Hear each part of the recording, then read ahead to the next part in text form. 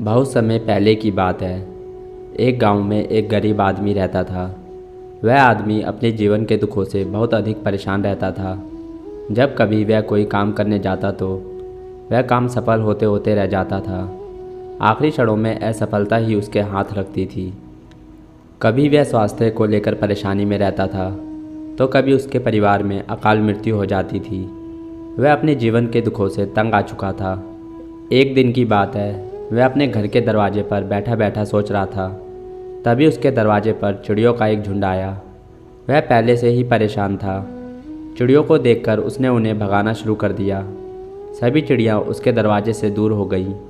उस व्यक्ति की यह विशेष आदत थी, जब भी वह किसी जानवर को अपने घर के आसपास देखता था तब उसे मारने और भगाने लगता था। साधु संतों को देखकर वह कभी उन्हें प्रणाम नहीं करता था, बल्कि मुंह फेर कर वहाँ से चला जाता था।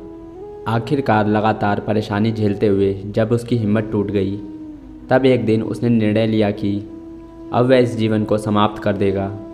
वह अपना घर छोड़कर गांव से बाहर चला गया और नदी को देखते ही उसमें छलांग लगा दी। लेकिन ये क्या, दो सन्यासियों ने उसे नदी के पानी से बाहर निकाल दिया। दरअसल जब वह नदी में छलांग लगाया था, वहाँ पर एक सन्यासी और उनके दो शिष्य बैठे हुए थे। उस व्यक्ति को नदी में छलांग लगाता हुआ देखकर सन्यासी ने अपने शिष्यों को आदेश दिया और उस व्यक्ति को पानी से बाहर निकाला गया। पानी से बाहर आते ही वह व्यक्ति सन्यासी को ऊपर खूब चिल्लाया। उसने कहा कि आपने मेरी जान क्यों बचाई? मैं जीवित नहीं रहना चाहता, मुझे मरना ही होगा। सन्यासी ने उसे समझाते हुए कहा कि यह जीवन बहुत मूल्यवान है, तुम इसे इस प्रकार क्यों व्यर्थ कर रहे हो? आखिरकार जब समय पूरा हो जाएगा तब तुम्हें ये छोड़कर जाना ही है। उस व्यक्ति ने कहा कि मैं अपने जीवन की परेशानियों से तंग आ गया हूँ। मुझे समझ में नहीं आता है कि मेरा अच्छा समय कब शुरू होगा। मेरे जीवन में सब कुछ बुरा बुरा होता है। मैं लाख प्रयत्न करता हूँ, फिर भी सफलता नहीं मिलती है। सन्यासी ने कहा कि मैं तुम्हारी सहायता करूँगा। तुम्हें सबसे पहले आत्महत्या करने का विचार अपने दिमाग से निकालना होगा, क्योंकि यह सबसे बड़ा पाप है।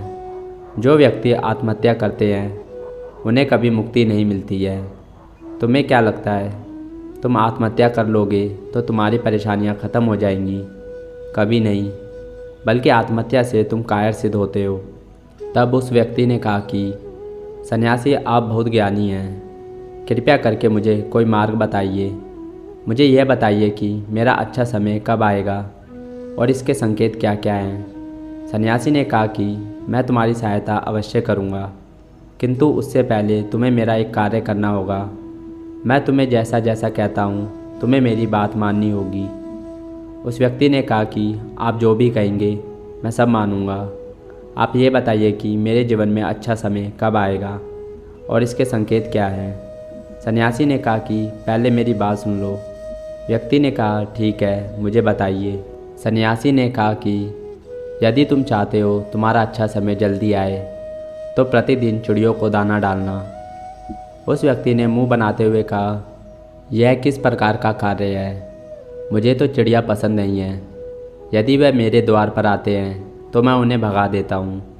तब सन्यासी ने कहा कि तुम अच्छे समय के संकेत का स्वागत इस प्रकार करते हो। वह व्यक्ति चौंक गया। उसने कहा कि चिड़ियों का और अच्छे समय का क्या लेना देना? सन्यासी ने कहा कि जाओ और पहले यह कार्य करके आओ। प्रतिदिन द्वार पर जो भी चिड़िया आए उसे दाना डालना और एक सप्ताह बाद मुझे यहीं पर मिलना। उस व्यक्ति के पास कोई और विकल्प नहीं था। उसने सन्यासी की बात मान ली और घर वापस चला गया। अब जब कभी उसके दरवाजे पर चिड़िया आती तो वह उन्हें दाना देने लगता। इस प्रकार लगभग एक हफ्ते तक यह कार्य करने के बाद उसे लगने लगा कि उसे कुछ अच्छे समाचार प्राप्त हो रहे हैं। शायद अब उसका जीवन बदलने वाला है। एक सप्ताह बाद जब वह सन्यासी से मिलने गया तो उसने कहा कि उसने चिड़ियों को दाना देना शुरू किया। अब उसे कुछ अच्छे समाचार मिलने लगे हैं। सन्यासी ने उस व्यक्ति को समझाते हुए कहा कि कई बार व्यक्ति अपनी परेशानी और अपने गुस्से में अपने जीवन में आने वाले अच्छे संकेतों को स्वयं से दूर कर देते हैं। जीवन में कुछ ऐसी आकस्मिक बातें होती हैं जिनके प्रभाव से यह पता चलता है कि जीवन में अब अच्छा समय आने वाला है। उस व्यक्ति ने कहा कि अब आप मुझे बताइए कि अच्छे समय के क्या संकेत हैं? सन्यासी ने बताना शुरू किया। उन्होंने कहा कि पहला संकेत चिड़िया, गौरैया इत्यादि का द्वार पर आना। 1 सप्ताह तक चिड़ियों को दाना देने के बाद तुम्हें यह समझ में आ गया होगा कि उनका हमारे जीवन में कितना महत्व है। दरअसल चिड़िया ईश्वर की प्रिय होती हैं। यह छोटे जीव बहुत ही निर्दोष होते हैं। जीवन में जब भी कुछ अच्छा होने वाला होता है तब ईश्वर उन्हें संदेशवाहक के रूप में मनुष्य के द्वार पर भेजते हैं। यदि मनुष्य उनका स्वागत अच्छे से करते हैं, उन्हें दाना पानी देते हैं, तब अच्छा समय जल्दी आता है। लेकिन यदि मनुष्य उनके साथ खराब व्यवहार करे तब अच्छा समय भी दूर चला जाता है। इसलिए हमेशा दरवाजे पर चिड़ियाँ आए तो उनका स्वागत करना चाहिए। गाय का द्वार पर आना। गाय एक ऐसी जानवर है जो हमें दूध देती है। इस दूध को देवता अमृत समान मानते हैं। वेदों शास्त्रों में गायों की पूजा का भी विधान है। कहा जाता है कि जब कभी घर में रोटी बनती है तो पहली रोटी गाय को समर्पित करनी चाहिए। जब कभी घर के आसपास गाय दिखाई दे तो उसे अच्छा संकेत मानते हुए रोटी अवश्य खिलाना चाहिए। गाय ईश्वर को प्रिय होती है। जो भी मन से गाय की सेवा करते हैं, ईश्वर उनके ऊपर प्रसन्न रहते हैं। गाय को कभी परेशान नहीं करना चाहिए, बल्कि उन्हें ईश्वर का संदेशवाहक मानकर सदैव उनका स्वागत करना चाहिए। स्वप्न में पितरों के दर्शन होना। यदि कभी भी स्वप्न में पूर्वजों के दर्शन हो तो इसे अच्छा संकेत मानना चाहिए। हमारे पूर्वज भले ही हमसे दूर होते हैं, किंतु किसी न किसी प्रकार से वे हमसे जुड़े होते हैं। उनका सपने में आना अच्छे समय आने का संकेत होता है। वह हमें आने वाले अच्छे समय के लिए संदेश देने आते हैं।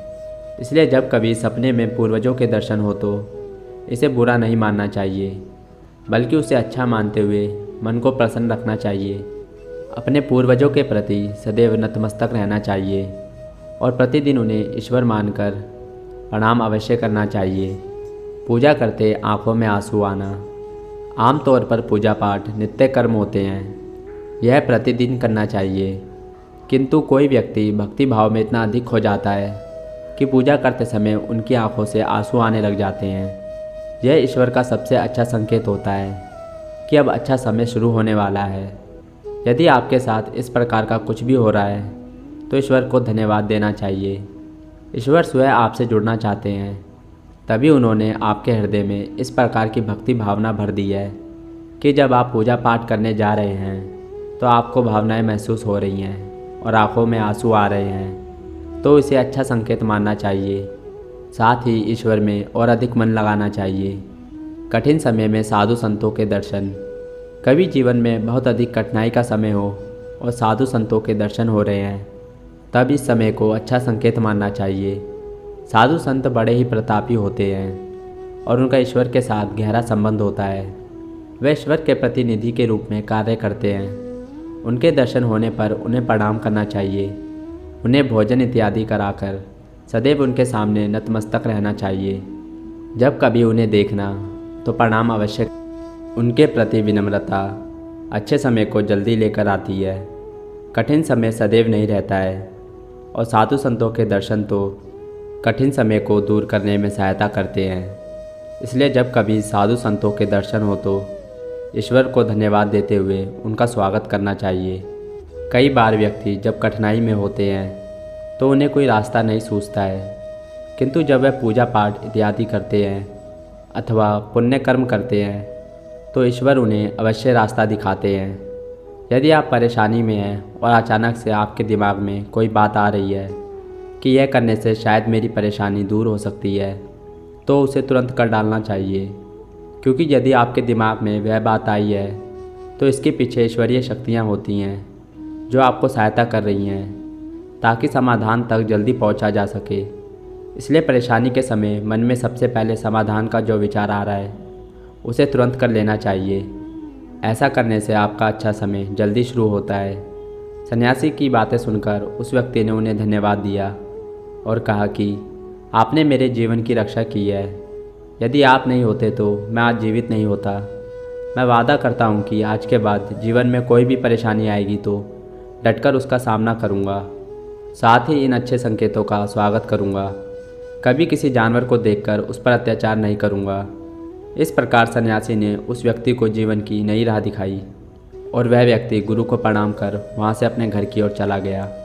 तो दोस्तों, उम्मीद है कि आपको इस वीडियो से काफ़ी कुछ सीखने को मिला होगा, और अगर कुछ सीखने को मिलता हो तो हमारे इस वीडियो को लाइक, शेयर और Buddha story in Hindi channel को सब्सक्राइब ज़रूर करें। धन्यवाद।